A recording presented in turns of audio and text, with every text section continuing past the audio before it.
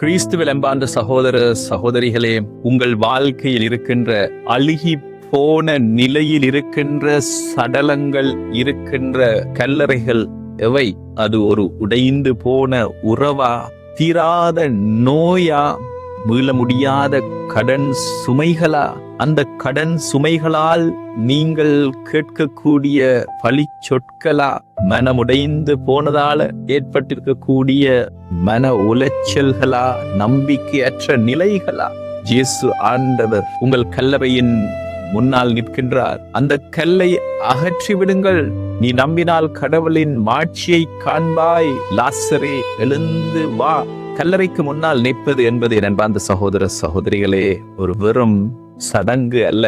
இந்த ஞாயிற்றுக்கிழமைக்கான நற்செய்தி வாசகம் யோவான் நற்செய்தி 11ஆம் அதிகாரத்திலிருந்து எடுக்கப்பட்டிருக்கின்ற ஒரு அற்புதமான பகுதி. கல்லறைக்கு முன்னால் நிற்பது என்பது ஒரு மனிதனுடைய இருத்தலியலில் அவனுடைய அடித்தளத்தையே உழுக்குகின்ற ஒரு எல்லை கோட்டு அனுபவம், ஒரு லிமினல் எக்ஸ்பீரியன்ஸ். மூடப்பட்ட கல்லறைக்கு முன்னால் நிற்கும் பொழுது அனுபவிக்கக்கூடிய அந்த வெற்றிடம், அந்த வெறுமை, அதன் பரிமாணங்கள் பல. முடிவு என்கின்ற ஒரு சுவரோடு மோதுகின்ற ஒரு நிலை இது. மனிதனுடைய கட்டுப்பாட்டின் எல்லைகள் சுருங்கி தன் வாழ்நாள் முழுவதும் எதையோ சாதித்து கொண்டு இருக்க வேண்டும் என்று ஆரம்பிக்கின்ற மனித வாழ்க்கை அந்த கல்லறைக்குள்ளே அல்லது கல்லறைக்கு முன்னே நிற்கும் பொழுது ஒன்றும் செய்ய இயலாதவனாக நிற்கக்கூடிய நிலை. அவனது பணம், பதவி, அதிகாரம் அனைத்தும் அர்த்தமற்றதாகி விடுகிற ஒரு நிலை. ஒரு சமூகத்தின், ஒரு உறவின், தான் நேசித்தவரின் குரலை இனி கேட்க முடியாது, கைகளை தொட முடியாது என்கின்ற அந்த இழப்பு, எல்லாமே முடிந்து விட்டது என்கின்ற ஒரு நிலை. ஒரு பெரிய வாய்ட் என்று சொல்லுகின்ற ஒரு பெரிய வெற்றிடம், ஒரு வேக்யூம். மூடப்பட்ட கல்லறை என்பது கேள்வி குறிகளால் நிறைந்திருக்கின்ற வெற்றிடம் போன்றது. இவ்வளவுதான் வாழ்க்கையா என்ற கேள்வியோடு ஜான் பால் சார்த்தே சொல்வதை போல எக்ஸிஸ்டென்ஷியல் நௌசியா, இருத்தலியல் குமட்டலை போல, இவ்வளவுதான் வாழ்க்கையா என்று கேள்வி பிறக்கின்ற ஒரு இடம்.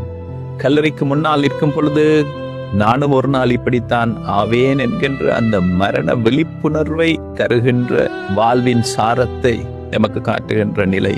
கூடப்பட்ட கல்லறை என்பது சில தருணங்கள்ல கடவுளுடைய மௌனத்தினுடைய பயங்கரமான அனுபவம். என்பதவர்களே, இன்றைய நாளுக்கான நற்செய்தி வாசகத்தை நாங்கள் ஆராயும் பொழுது ஆண்டவர் இயேசு இந்த கல்லறை முன் நின்று அழுதார் என்பதவர்களே.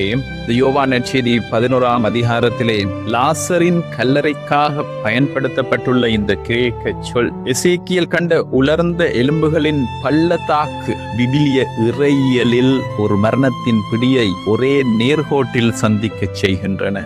யோவான் 11 பயன்படுத்தப்பட்டுள்ள அந்த சொல் கிரேக்க மொழியிலே மெனேமியன் என்ற சொல்லை, இந்த சொல்லுக்கான அர்த்தம் நினைவகம், நினைவு சின்னம், இறந்தவர்களின் நினைவை குறித்து வைக்கப்படுகின்ற இடம். லாசரின் கல்லறை ஒரு குகை போன்றது. அதன் வாயிலை ஒரு கல் மூடி இருந்தது. இது யூதர்கள் இறந்தவர்களை அடக்கம் செய்கின்ற முறை. ஒரு கல்லால் ஆன அறைக்குள்ளே, ஒரு குகைக்குள்ளே இறந்த உடலை வைத்து அதை ஒரு பெரிய கல்லால் மூடிவிடுவது.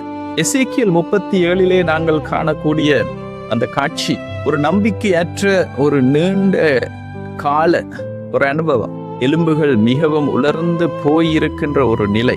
உயிர் பிரிந்து நீண்ட காலம் ஆகியிருக்கக்கூடிய ஒரு நிலையில் இந்த எலும்புகள் உலர்ந்து போகின்றன.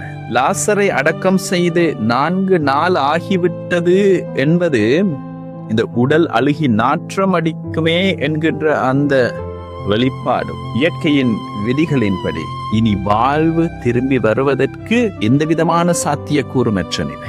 என்பது சகோதர சகோதரிகளே, மனித வாழ்விலே உள்ளத்தின் ஆழத்திலிருந்து, அடித்தளத்திலிருந்து எழுகின்ற ஒரு நேர்மையான கதறல் விவிலியத்திலே வரக்கூடிய மிகவும் கனமான தருணங்கள் இவை. கடவுளிடம் அச்சத்தினால் நாம் மறைக்க இயலும் இந்த பரிசுத்த கோபம் என்று சொல்லக்கூடிய ஹோலி ஆங்கர், அல்லது எங்களுடைய இயலாமையிலிருந்து வெடித்து சிதறுகின்ற எங்களுடைய கண்ணீர்கள்.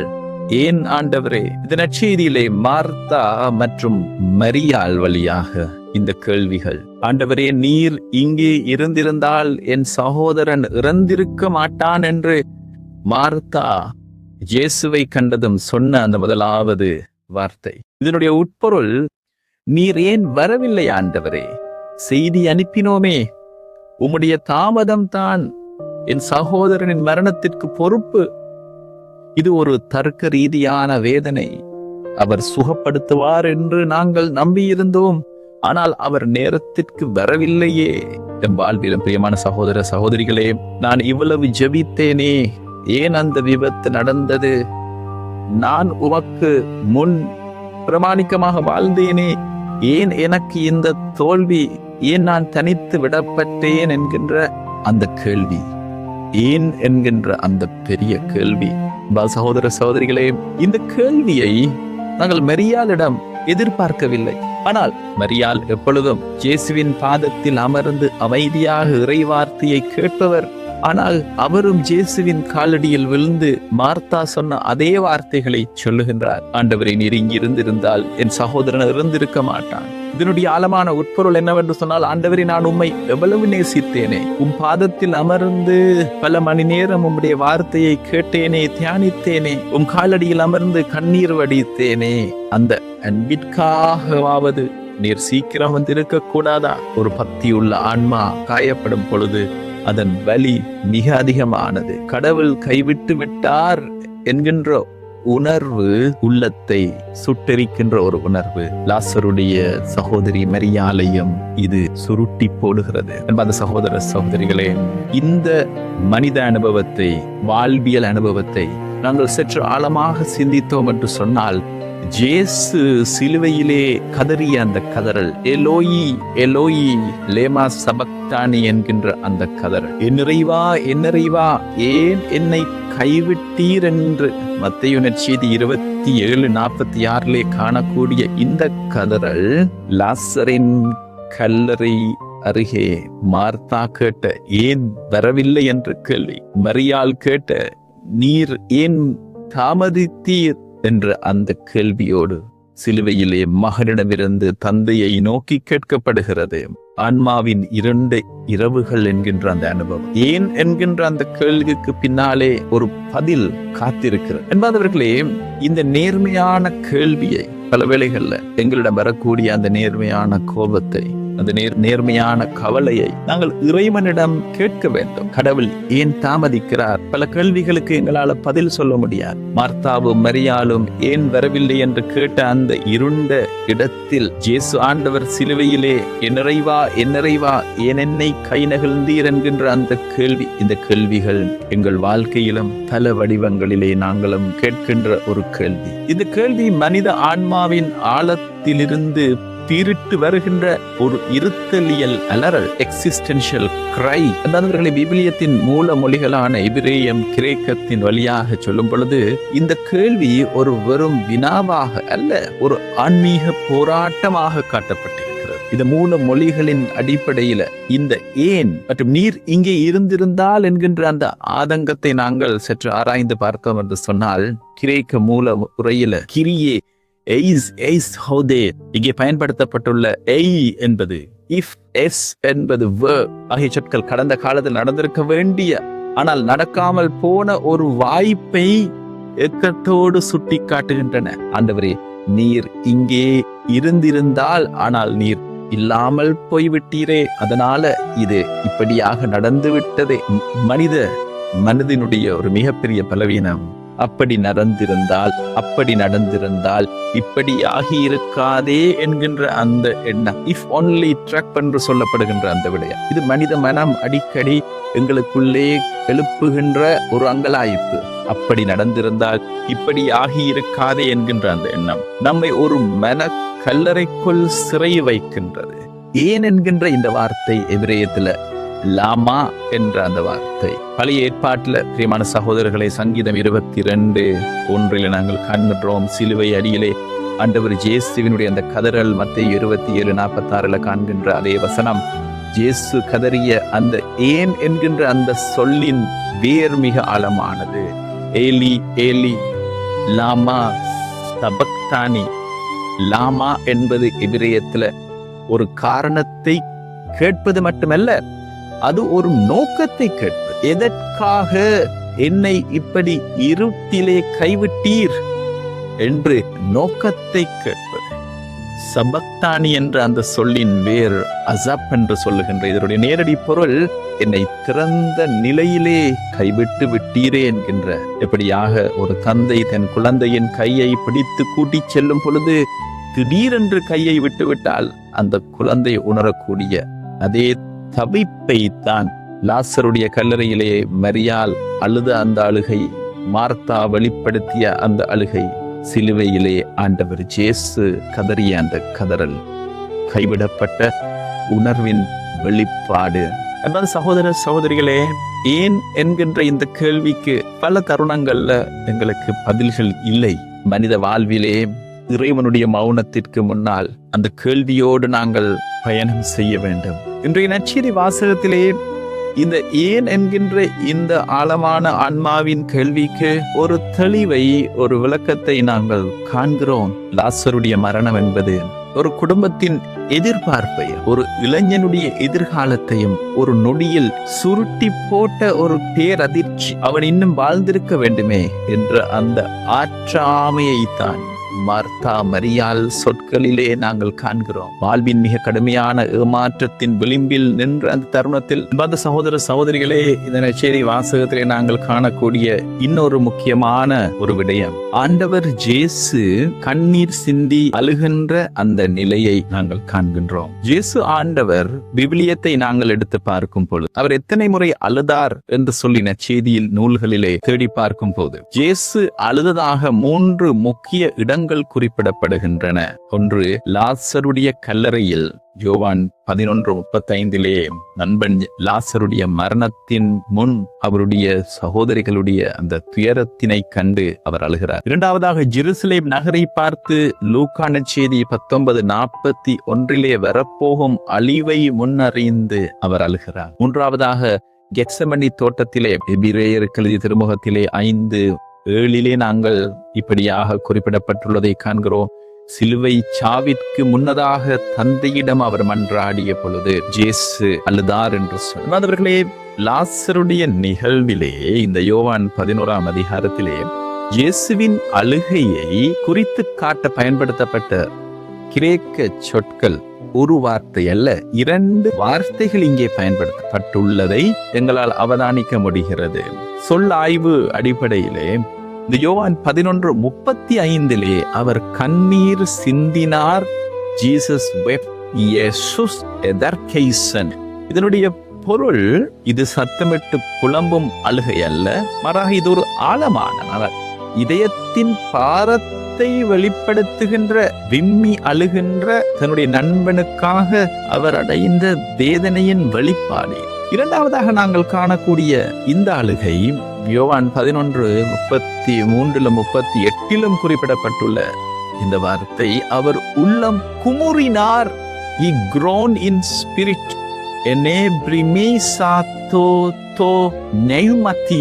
சொன்னால் அவர் உள்ளுக்குள்ளே வெடித்து சிதறினார் என்கின்ற அந்த பொருள். இது எப்படியான அழுகை என்று சொன்னால், ஒரு போர் வீரன் போர்க்களத்தில் எதிரியை பார்த்து ஆவேசப்படுவதை போன்றது.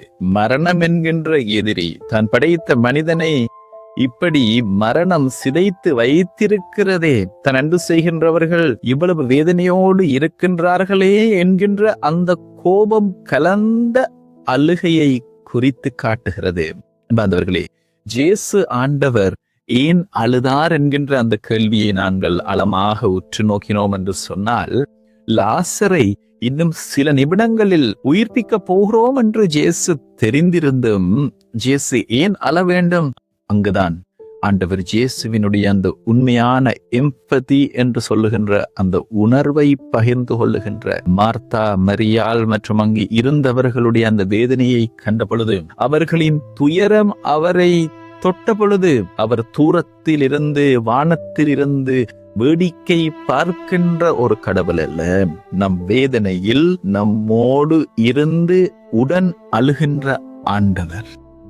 மனிதன் சாவிற்காக படைக்கப்படவில்லை, பாவம் நுழைந்ததால் வந்த இந்த மரணம் ஒரு வாழ வேண்டிய இளைஞனை இப்படி கல்லறைக்குள் முடக்கி வைத்திருக்கின்ற அந்த ஏற்றுக்கொள்ள முடியாத அந்த நிலையை நோக்கி அவர் அழுதார். பார்வையற்றவருக்கு பார்வையளித்த இவரால் இவரை சாகாமல் இருக்க செய்ய முடியவில்லையா என்று விசுவாசமற்றவர்கள் அங்கு கூடியிருந்து முணுமுணுப்பதை பார்த்து ஆண்டவர் இயேசுவை இன்னும் இவர்கள் சரியாக புரிந்து கொள்ளவில்லையே, உயிர் தெழுதலும் வாழ்வுமான நான் உங்கள் முன்னே நிற்கின்ற என்னை காண தவறிவிட்டீர்களே என்ற அந்த வருத்தத்தினால் அவர் அழுதார். இன்னும் சில நாட்களுக்கு பின்னர் இதே மாதிரியான ஒரு கல்லறையில் என்னை வைப்பார்கள், அந்த மரண வேதனையை நானும் அனுபவிக்க போகின்றேன் என்கின்ற அந்த உணர்விலிருந்து அவர் அழுதார்.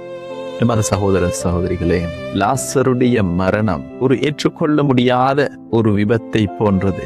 இயேசுவினுடைய கண்ணீர் நமக்கு சொல்லுகின்ற செய்தி இதுதான். என் மகனே, என் மகளே, உன்னுடைய அழுகை எனக்கு புரிகிறது. நீங்கள் கேட்கின்ற அந்த ஏன் என்கின்ற அந்த கேள்வி, ஏன் என்னை கைவிட்டீர் என்கின்ற அந்த கேள்வி, ஏன் இந்த தாமதம் என்கின்ற இந்த கேள்வி, எத்தனை நாட்கள் நான் காத்திருக்க வேண்டுமென்று நீங்கள் கேட்கின்ற அத்தனை கேள்விகளும் எனக்கு புரிகிறது என்று அந்த கேள்விகளுக்கு அவர் தருகின்ற முதல் பதில், அவர் உங்கள் கைகளை பிடித்து கொண்டு அவரும் அழுவதுதான். அவர் அழுதார், ஆனால் அங்கேயே நின்று விடவில்லை. அழுத கண்களுடனே அவர் சொல்லுவதை பாருங்கள், கல்லை அகற்றுங்கள். உங்கள் வாழ்வின் எதிர்பாராத இழப்புகளுக்கு நடுவிலே அவர் ஒரு புதிய விடியலுக்காக திட்டமிடுகின்றார். 4 நாட்கள் ஆகிவிட்டனவே, உடல் அழுகத் தொடங்கிவிட்டதே என்பவர்களே, திசுக்கள் சிதைந்து துர்நாற்றம் வீசும் ஒரு நிலையை மார்த்தா எச்சரிக்கிறார். ஒரு மீள முடியாத ஒரு புள்ளி இது. ஆனால் அந்த அழுகிய உடலை நோக்கி இயேசு வீசிய ஒரே ஒரு சொல் பிரபஞ்சத்தின் விதிகளை மாற்றி எழுதியது. இயேசு லாசரை பார்த்து வெளியே வா என்று அழைத்த அந்த நொடியில் ஒரு மகா பெரிய அதிசயம் அங்கே நடக்கிறது. சிதைவுகள் நின்று கலங்கள் அழுகுவது உடனடியாகவே நிறுத்தப்பட்டு துர்நாற்றம் மறைந்து புதிய இரத்தமும் திசுக்களும் அந்த நொடியே உருவாயின. நின்று போயிருந்த இதயம் துடிக்கத் தொடங்கியது. காய்ந்து போன நரம்புகளிலே இரத்தம் பாயத் தொடங்கியது. மூளை விழித்துக் கொள்ளுகிறது. இது ஒரு சிகிச்சை அல்ல, இது ஒரு மறுபடைப்பு. ஆதியிலே மண்ணால் மனிதனை உருவாக்கிய அதே வார்த்தை, லோகோஸ் என்கின்ற அந்த வார்த்தை, இப்பொழுது அழுகிய மண்ணிலிருந்து மீண்டும் ஒரு மனிதனை உருவாக்குகிறது. என்பவர்களே, அதிகாரத்தின் குரலாக பெயரை சொல்லி அழைக்கிறார் ஆண்டவர் இயேசு. உரத்த குரலிலே அழைத்தார்.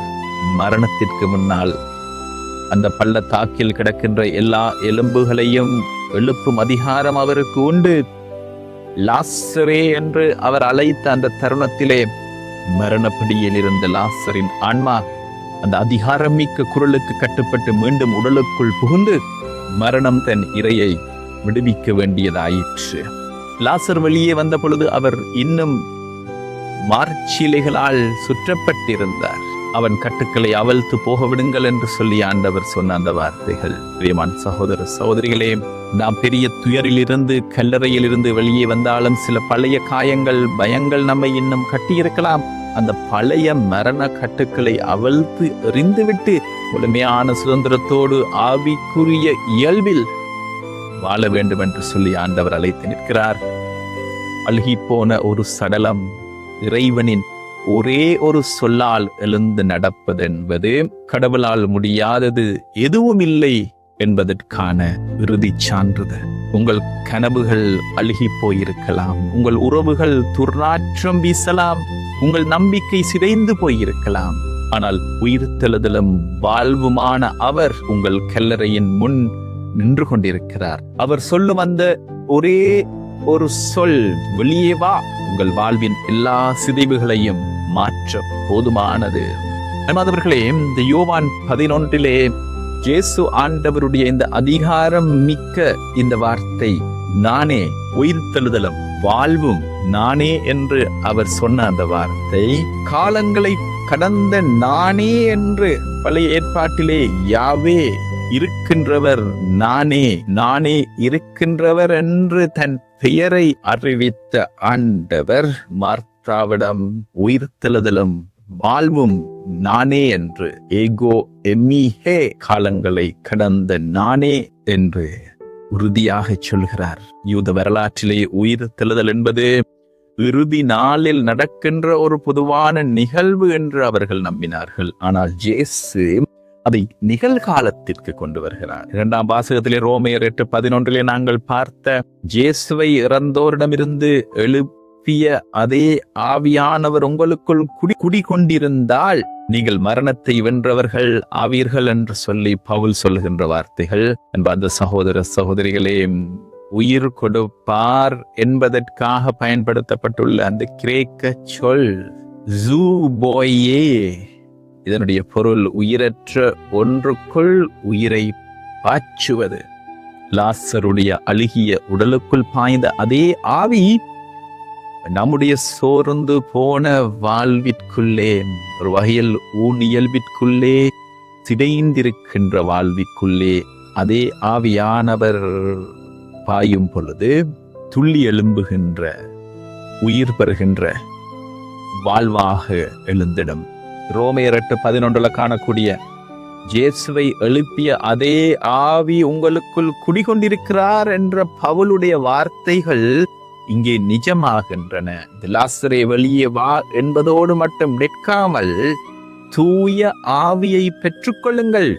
அந்த தூய ஆவியை நீங்கள் பெற்றுக்கொண்டால் அந்த பூரணமான அபிஷேகத்துக்குள் நீங்கள் நுழையும் பொழுது, அந்த சகோதர சகோதரிகளே, உயிர்த்தெழுதலும் வாழ்வும் நானே என்கின்ற அந்த ஆண்டவர் இயேசுவினுடைய தெய்வீக அக்னியை நீங்கள் பெற்றுக்கொண்டு உயிர்ப்பின் அனுபவத்துக்குள்ளே வெற்றி வீரர்களாக நீங்கள் வாழ்வீர்கள் என்று சொல்லி இந்த இறுதி வாரத்துக்கான தவக்காலம் எங்களை அழைத்து நிற்கிறது. ஆண்டவருடைய ஆவியால் நிரப்பப்பட்டு வாழுகின்ற ஒரு வாழ்வே கிறிஸ்தவ வாழ்வுக்கான இரகசிய சாவி என்று எங்களுக்கு கூறி நிற்கிறது.